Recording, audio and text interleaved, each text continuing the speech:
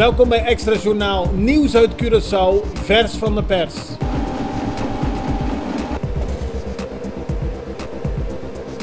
En dit is het nieuws van vandaag. Er waren gisteren eilandsraadverkiezingen op Bonaire en die zijn gewonnen door Movimento di Pueblo Bonaireano, MPB van Elvis Chinashu. Hij heeft de verkiezingen gewonnen met 4 zetels. De UPB gaat van 3 naar 2 zetels en Partido Democraat van Clark Abraham blijft op 3 zetels. Het was lang wachten voor de uiteindelijke uitslag, die kwam pas om 5 uur 's ochtends. Gisteravond waren nog veel mensen op z'n allerlaatst gaan stemmen en dat zorgde voor lange rijen voor de stembureaus. Tijdens de eilandsraadverkiezingen heeft de partij Wipem op Saba gisteren alle 5 zetels in de raad gewonnen. De partij kreeg 779 stemmen van in totaal 982 uitgebrachte stemmen. Oppositiepartij SLP en een onafhankelijke lijst van Dave Livingstone kregen niet voldoende stemmen voor een zetel in de raad.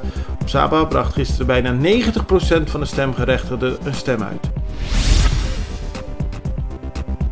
Het versturen van geld naar het buitenland, onder meer via een money transfer bureau, gaat voortaan extra geld kosten. De overheid is bezig om daar een toeslag op te leggen. Dat heeft Eugène Cleopa, parlementariër voor de partij MAN, tegen Extra gezegd. Op die manier probeert de overheid meer inkomsten te krijgen.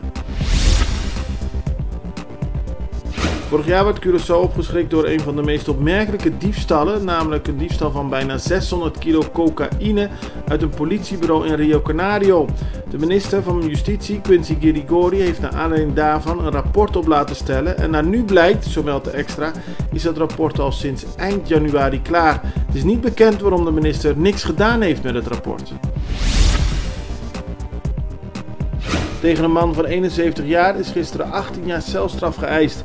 Hij wordt ervan verdacht zijn nichtje te hebben doodgeschoten. Dat was een gevolg van een familieruzie over geiten. De man zei gisteren voor de rechter dat hij niet de intentie had om dit nichtje dood te schieten, maar dat hij woest was op de familie en daarom met een shotgun op een huis had geschoten. Hij had niet op het nichtje gericht, maar zij is wel uiteindelijk overleden. Een belangrijke medewerker van de Venezolaanse oppositieleider Juan Guaidó is gearresteerd door de inlichtingendienst van het land. Het gaat om zijn stafchef Roberto Marrero. Volgens Guaidó vielen agenten van de inlichtingendienst vandaag in alle vroegte de woningen van 2 medewerkers in de hoofdstad Caracas binnen. Behalve Marrero was ook juridisch adviseur Sergio Vergara het doelwit. De oppositieleider liet dat via Twitter weten. Marrero werd meegenomen, maar Vergara bleef vrij. Honderden doden en vermisten, duizenden ontheemden en tienduizenden beschadigde huizen. Orkaan Idai is onlangs over de Mozambicaanse stad Beira heen gegaan. En dat heeft de stad veranderd in een apocalyptisch landschap, zo melden diverse media. Volgens de Mozambicaanse autoriteiten is het dodental als gevolg van de orkaan inmiddels opgelopen tot zeker 200, maar wordt er gevreesd voor vele andere doden. Veel huizen zijn beschadigd en hebben geen daken meer. Dit was Extra Journaal met nieuws uit Curaçao in het Nederlands, elke doordeweekse dag. Tot de volgende keer.